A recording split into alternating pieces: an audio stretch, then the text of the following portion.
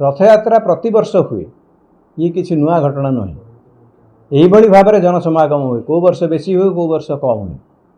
तेणु तापाई गोटे standard operating procedure अच्छी एवं ताकू किभली भाव में सुरखुर संपन्न करा लिपिबद्ध होकर अच्छी ताकू यदि ठीक भाव में पालन करा ताले एते प्रकार असुविधा हो न था।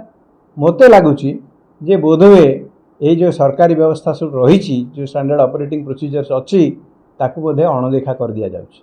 पुरी रे जो भाव में 3 जन महिला तांकर प्राणत्याग कले ठाकुर को दर्शन करने आसीथिले एवं तांकर मृत्यु हो गला।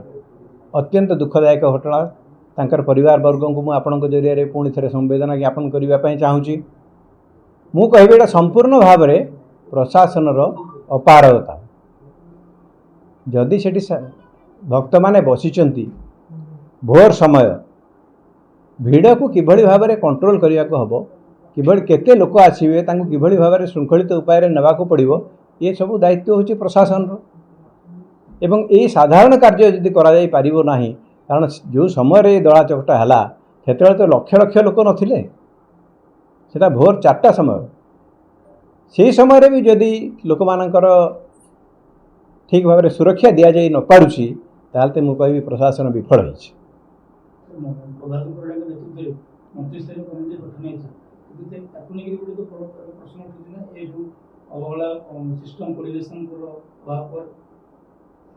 से विषय तो निश्चित भाव में सरकार खोलताड़ करेंगे किंतु यहाँ मन रखापी हम जे रथयात्रा प्रति वर्ष हुए ये किसी नुआ घटना नुहे।